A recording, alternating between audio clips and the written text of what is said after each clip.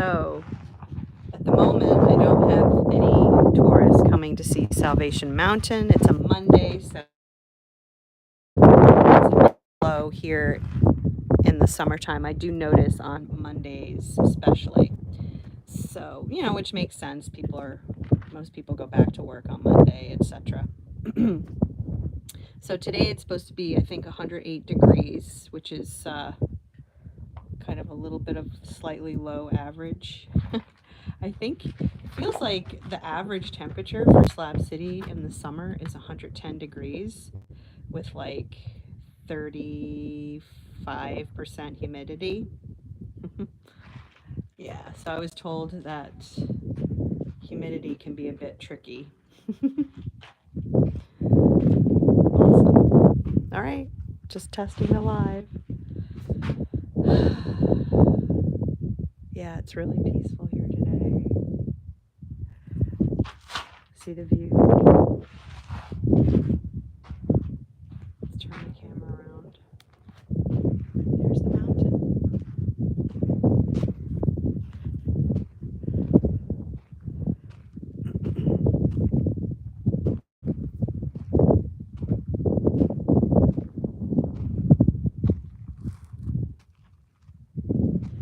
Thankfully, we have shade, and this allows us to not die, literally.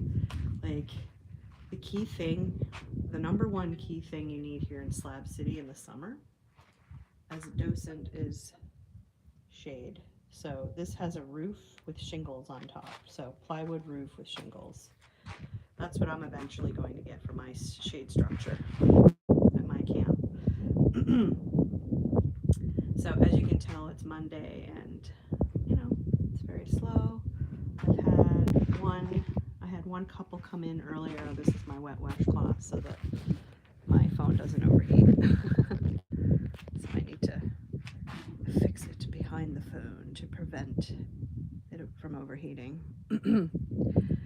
So obviously some days are tougher than others here in the middle of summer.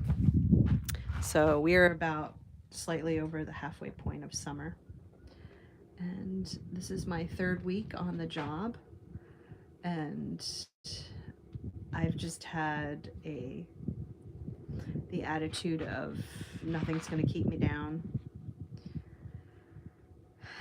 And let me show you what I bring for my gear for slabs for my docent shift. So I've got my electrolyte. This is like those are my nuts. It's my breakfast. This is my electrolyte drink, and I haul this cart. I do walk back and forth, but I have my astronaut gear, as I call it. This is a garden sprayer, so I can literally spray myself down during my shift. This thing works incredibly. I would like a smaller one. It's a little bit bulky. So what do I carry with me? I carry a can of mackerel in case I get peckish. I have a silver spoon in there, silver plated.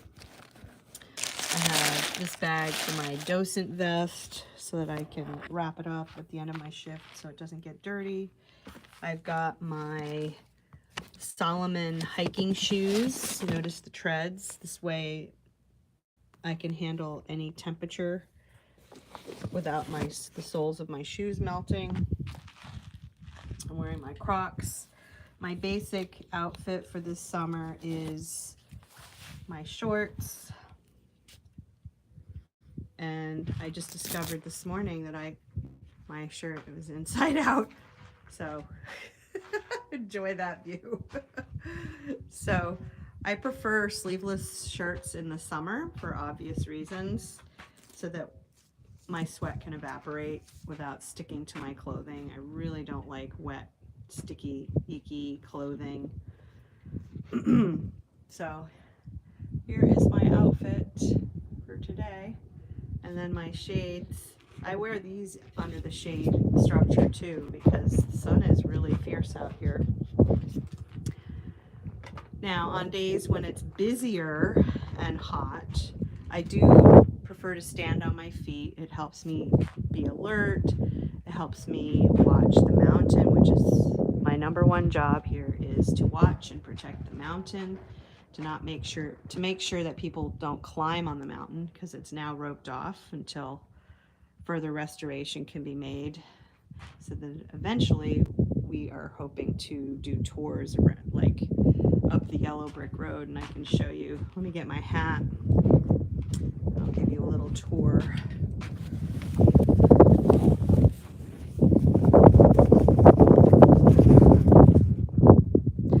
Sorry for the wind. I don't have my proper gear because I was not planning to go live today.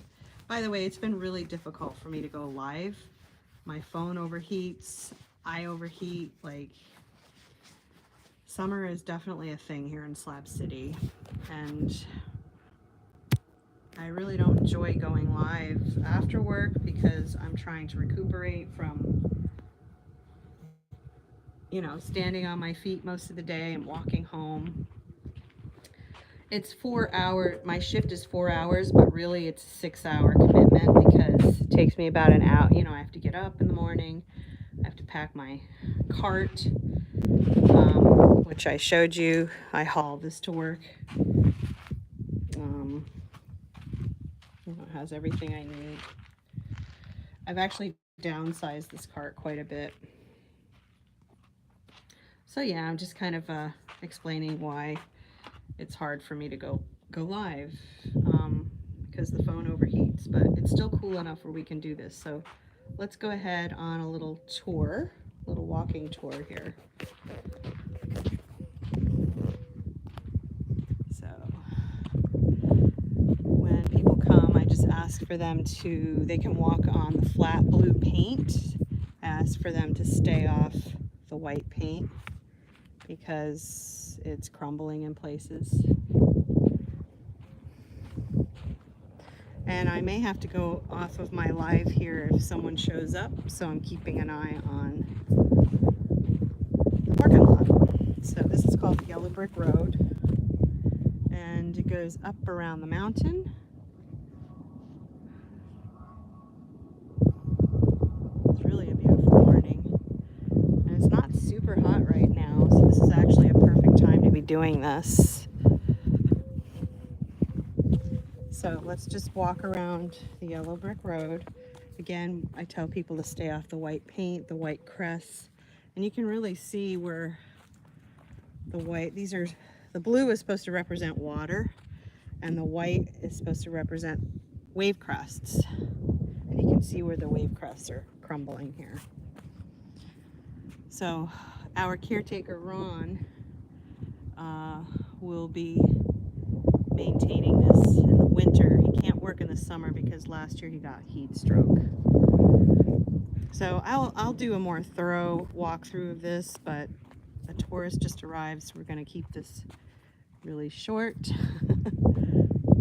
But yeah, so up past those ropes, you can see where the Yellow Brick Road goes up and around the mountain. Pretty awesome.